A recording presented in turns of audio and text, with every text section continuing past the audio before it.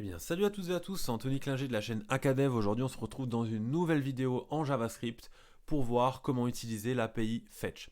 Alors, l'API Fetch, qu'est-ce que c'est? C'est tout simplement une API développée par JavaScript qui nous permet d'appeler directement sur des URL ou sur des URL, des données externes à notre fichier.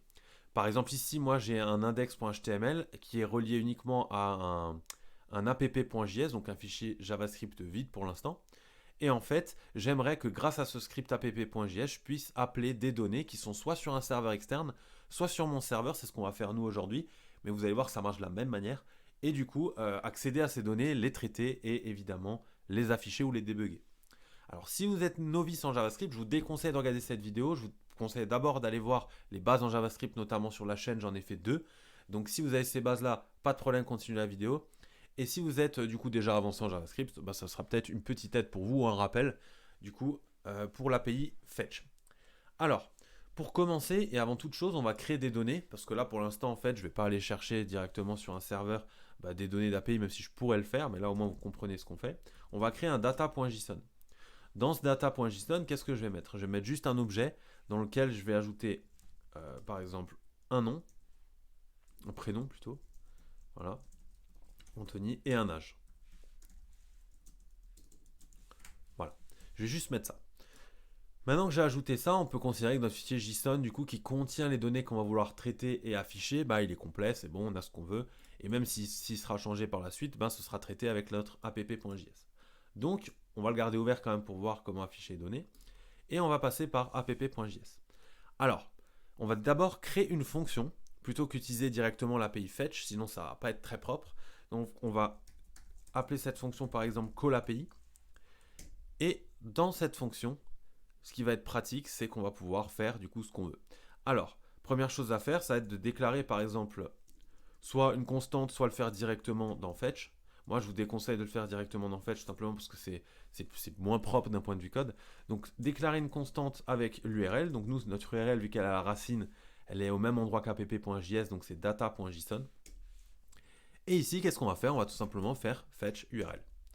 Alors là, jusque-là, normalement, vous vous dites si c'est que ça, franchement, j'avais pas besoin d'une vidéo pour m'apprendre à utiliser Fetch. Mais effectivement, vous le savez, je pense que vous l'avez déjà regardé sur différentes docs, c'est pas comme ça que ça marche. Alors, je vais faire un console.log de ce qui se passe lorsque j'appelle cette fonction et que j'ai mon console.log. Pour l'instant, je ne l'ai pas appelé, donc j'ai rien dans ma console, mais si je fais un call API pour exécuter ma fonction, oups, j'ai mis deux parenthèses, vous voyez, alors, on a plusieurs choses qui sont revenues. Déjà, on a une promesse, promise, avec pending en argument. Alors, ce qu'il faut savoir, c'est que Fetch ne renvoie pas directement une réponse. Il renvoie une promesse. Et dans une promesse, on a effectivement une réponse et un statut. C'est-à-dire que là, par exemple, pending, en fait, au moment où on va exécuter notre API, il va tout de suite nous renvoyer une promesse pour nous dire ok, c'est bon, considère que j'ai déjà répondu à ta problématique pour pouvoir exécuter le reste du code qui n'a rien à voir avec l'API. Comme ça, c'est pas bloquant. C'est ça l'avantage des promesses. Par contre, derrière, vous avez vu qu'il nous a retourné undefined, tout simplement parce qu'en fait, on a fait un fetch URL, mais que derrière, il n'a pas réussi à faire son traitement de données. Donc en fait, derrière, on lui a juste demandé de nous faire une promesse, mais rien d'autre. Donc il nous renvoie undefined. Et enfin, ici, j'ai affiché la requête XSR qui nous donne fetch a fini de se charger, du coup, effectivement, dans data.json. Si je vais sur data.json, ici d'ailleurs, on peut vérifier que j'ai bien un état de 200 tout simplement parce que le fichier existe. Donc ça veut dire que ce n'est pas une erreur de call sur l'URL, c'est bien, en fait c'est même pas une erreur ce qu'on a fait là, c'est juste qu'on n'a pas rempli entièrement la fonction. Donc voilà, trêve de bavardage, on va continuer ça. On fait notre fetch URL. Et ici, première chose à faire, moi je vais souvent à la ligne parce que c'est plus propre, on va dire, on s'y retrouve mieux. On va faire un point then. Et le premier point then permet de dire qu'on va du coup traiter la promesse. Donc avec ce point then, on va récupérer une variable qui sera la response, en l'occurrence, vous pouvez l'appeler comme vous voulez, moi je l'appelle resp. Fonction fléchée, enfin plutôt ouais c'est ça une fonction fléchée. Et là qu'est-ce qu'on va faire avec cette réponse? Nous de base cette réponse elle est renvoyée, c'est du texte, enfin c'est peu importe. Nous ce qu'on veut c'est qu'elle soit directement transformée en JSON via JavaScript. Point JSON vous l'avez certainement déjà vu en JavaScript. On va juste transformer notre réponse et lui dire qu'on veut qu'il passe ça en JSON pour pouvoir le traiter derrière. Et enfin, si je fais juste ça, ça ne suffit pas parce que là, il a juste converti le résultat. Je vais devoir mettre un autre then Donc on le rappelle que then, ça veut dire quand c'est terminé en gros. On va recréer une nouvelle variable, cette fois-ci vous pouvez la nommer comme vous voulez également, par exemple data, de nouveau une fonction fléchée, et là on va faire un console.log de resp. De data, pardon, pas resp. Voilà. Alors concrètement, je réexplique vite fait avant qu'on affiche ce qu'on vient de faire. On fait un fetch sur une URL data.json qui nous retourne une promesse. Quand la promesse est répondue, alors du coup, j'aimerais qu'il convertisse la réponse en JSON.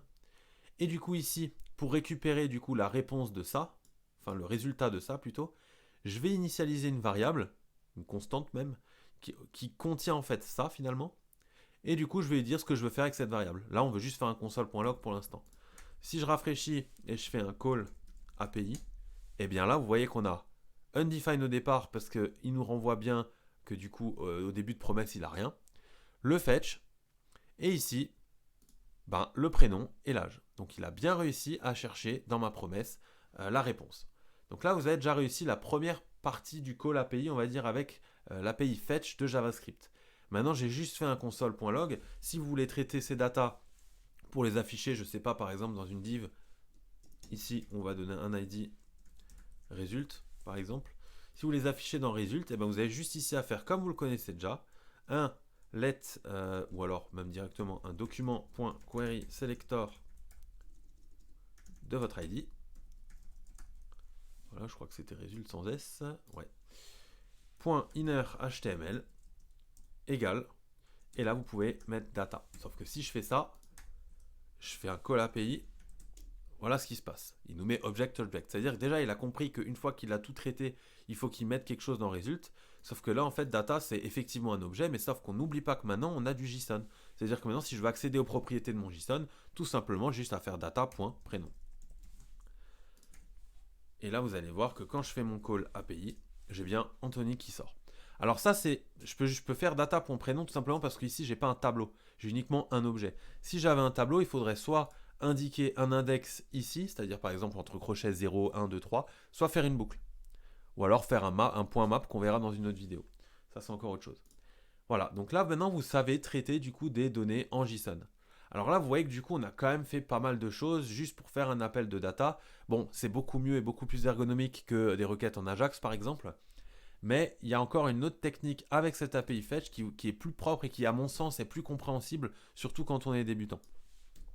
Alors, cette fois-ci, au lieu de faire une fonction simple, on va créer ce qu'on appelle une fonction asynchrone. Et donc, on va rajouter async avant notre fonction. Concrètement, là, à quoi sert async? Si j'exécute, par exemple, si je veux faire un console.log de l'URL, voilà, et qu'ici, j'appelle ma fonction call API, vous voyez que j'ai bien data.json qui est affiché, ce qui est là, sauf que là, on voit qu'on a une promesse. Ce qui est de base n'est pas le cas quand on a une fonction simple. Alors, fetch, on rajoute une, mais notre fonction générale n'est pas une fonction asynchrone. Ça veut dire qu'en fait, si j'exécute ma fonction call API avec un fetch normal, et bien en fait, tant que cette fonction ne sera pas terminée, on ne pourra pas exécuter le reste du code JavaScript qui a, par exemple, en dessous de cette fonction. Par contre, quand on utilise fetch, on peut exécuter le code qui a en dessous de l'API fetch de la même fonction. Voilà, je ne sais pas si c'est clair, si vous avez des questions, n'hésitez pas en commentaire, j'y répondrai très rapidement, il n'y a aucun problème. Du coup, je remets mon async, parce que l'intérêt de ce async, en fait, c'est de dire que même quand j'exécute ma fonction, elle n'est pas bloquante. C'est-à-dire qu'en fait, vu qu'elle est asynchrone, pendant qu'il utilise cette fonction et qu'il l'exécute, il peut continuer à faire exécuter les autres fonctions et les autres scripts qu'il y a dans mon app.js. Donc, petite particularité avec les async, c'est que du coup, il va falloir ajouter un await devant votre fetch. Alors, cette fois-ci, on va fonctionner différemment. Vous allez voir, c'est pour ça que je disais que c'était un peu plus simple à mon sens. Vous allez faire un const fetcher, par exemple, égal. Là, on va mettre la fonction fetch avec l'URL dedans. Mais là, nuance avec avant, c'est qu'il va falloir rajouter await devant. Parce qu'en fait, ce qu'on lui dit d'attendre ici, c'est le fetch. Donc await. Ici, on va sauter une étape par rapport à avant. On va lui demander de traiter la data directement en JSON, etc. Enfin, pas vraiment, vous allez voir, c'est juste écrit différemment.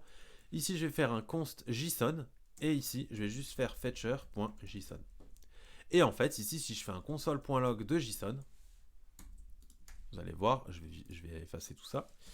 Call API. Et bien là, du coup, alors, qu'est-ce qui va pas? On a bien ça. On a nos promesses. Ah oui, bah effectivement, je vous l'ai dit avant, ici, await. Si je mets pas mon await, ça fonctionne pas. Vous voyez qu'en fait, il retournera undefined. Donc là, si je fais mon call API, eh bien, j'ai bien du coup maintenant les datas avec ma promesse, donc un peu comme avant. Sauf que là, à la différence où avant c'était uniquement la fonction fetch dans ma fonction qui était non bloquante, et bien maintenant c'est vraiment toute ma fonction qui est non bloquante en asynchrone et qui me permet du coup d'exécuter le reste sans avoir à attendre. Donc c'est ça qui est vraiment avantageux, notamment lorsque vous voulez que Google prenne en compte le temps de chargement de vos pages. Et du coup, ici, avec les await, eh ben, je trouve que c'est beaucoup plus simple de comprendre ligne par ligne ce qu'on fait par rapport au point then, où là c'est un peu le foutoir, on va dire, où vous pouvez très vite vous perdre suivant le nombre de then que vous voulez rajouter. Donc voilà, là on a traité facilement des données qu'on a cherchées avec fetch et async await.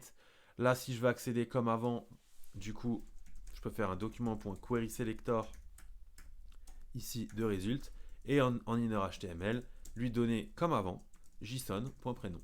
Et c'est comme ça que ça fonctionne. Donc là, si je fais call API, on a bien Anthony qui s'affiche. J'espère que vous avez tout compris dans cette vidéo. Si c'est le cas, mettez un pouce bleu et abonnez-vous à la chaîne pour ne rien rater des autres vidéos. Si vous avez des questions, comme j'ai dit précédemment, vous les mettez en commentaire, j'y réponds très rapidement. C'était Anthony Klinger de la chaîne Acadev. On se dit ciao tout le monde.